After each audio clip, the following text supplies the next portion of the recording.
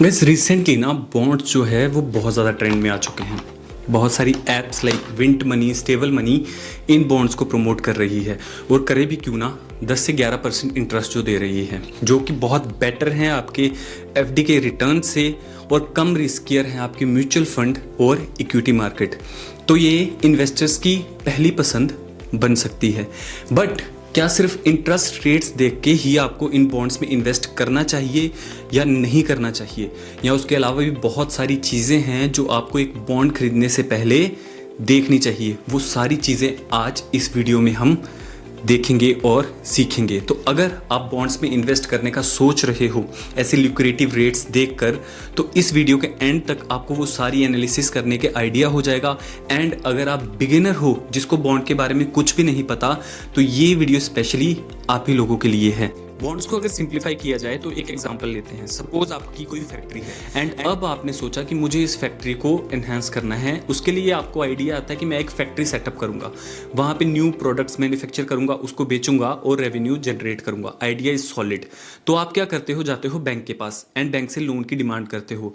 But bank आपको जो उसके अगेंस्ट इंटरेस्ट है वो बहुत ज़्यादा चार्ज करता है। सो आप सोचते हो कि क्यों ना ये पैसे मैं पब्लिक से ले लूं एंड जब मैं फैक्ट्री सेटअप कर लूंगा, प्रोडक्ट्स मैन्युफैक्चर हो जाएंगे, उनको सेल करके जो रेवेन्यू जनरेट होगा तो उसमें से कुछ इनकम मैं उन लोगों को वापस दे दूंगा with what money you have borrowed from them. तो आप इतना तो समझ गए होंगे कि बॉन्ड एक ऐसी चीज है जहां पे आप यानी कि पब्लिक लेंडर बन जाती है और जो बिजनेसमैन है कॉरपोरेट वो बन जाता है बोरोवर। तो इससे आपको ये आइडिया हो जाता है कि जब भी आप बॉन्ड में इन्वेस्ट करने वाले हो तो आपका पैसा आखिरकार जा कहां पे रहा है। तो आपको एक सिक्योरिटी हो जाती है। Because in case of FD आपको सिर्फ इतना पता है कि मुझे ये पैसे इस बैंक में देने हैं और साल के बाद मुझे इतना इंटरेस्ट मिल जाएगा। तो एक सेंस ऑफ सिक्योरिटी आपको रहती है। वैसे ही बॉन्ड जो है वो एक कंपनी के पास जाएंगे और वहां से आपको रिटर्न मिल जाएगा। बट आपका जो ट्रस्ट है बैंक पर वो इस्टेब्लिश हुआ है बिकॉज वो बैंक बहुत टाइम से है, उसका नाम है। फॉर एग्जांपल एसबीआई, पीएनबी, या अगर आप पोस्ट ऑफिस में भी पैसे लगाते हो तो आपके पास केस स्टडीज हैं। बाकी लोगों को आपने देखा होगा कि उन्होंने पैसे इन्वेस्ट करे हैं और उनको रिटर्न के साथ मिले हैं। एंड उसके साथ ही बैंक्स जो हैं वो आपको एफडी का एक प्रिंट भी दे देंगे एंड उतना ही इंटरेस्ट देंगे। एंड बॉन्ड्स के केस में जो कॉरपोरेट्स हैं वो भी आपको ये बॉन्ड पेपर देंगे। बट किस कंपनी में इन्वेस्ट करना है, क्या वो कंपनी मेरा पैसा वापस दे भी पाएगी, क्या वो कंपनी डिफॉल्ट तो नहीं कर जाएगी, क्या उस कंपनी ने जिस बैंक से लोन लिया है वो उसको रीपे करने की कैपेसिटी रखती भी है या नहीं। तो इस चीज की एनालिसिस करने के लिए हम चलते हैं अपने पॉइंट नंबर 2। सो बॉन्ड्स तो आपने समझ लिए होते क्या हैं, बट किस तरह के बॉन्ड में इन्वेस्ट करना है। जब भी आप ऐसी ऐप्स पे जाओगे तो वहाँ पे उसके साथ एक रेटिंग दी गई होती है।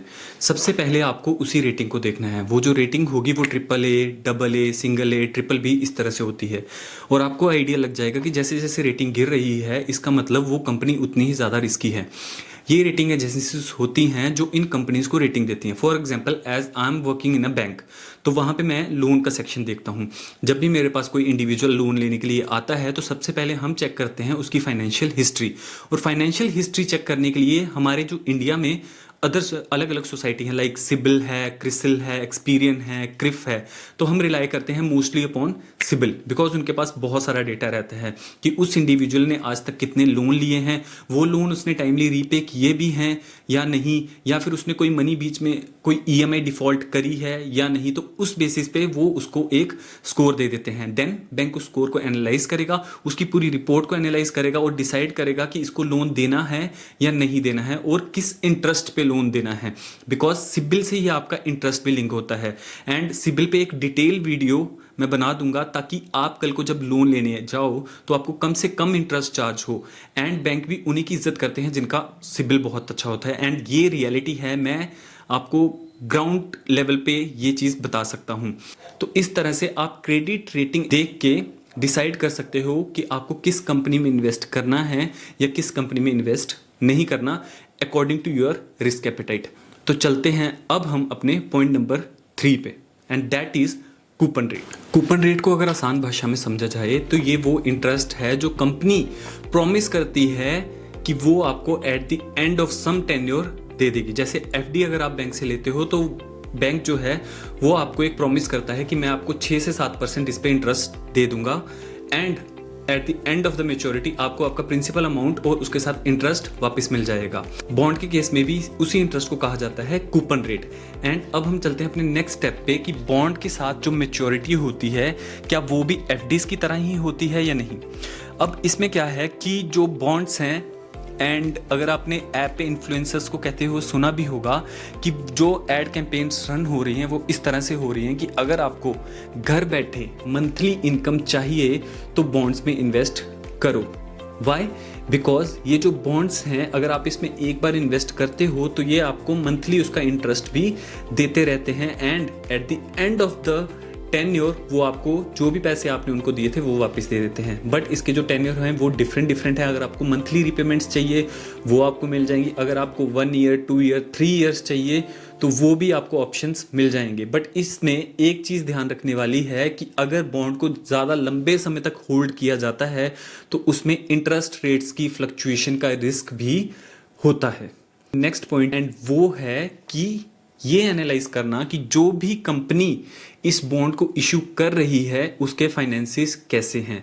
कोई भी कंपनी की हेल्थ जानने के लिए आपको 3 से 4 चीज़ें देखनी है।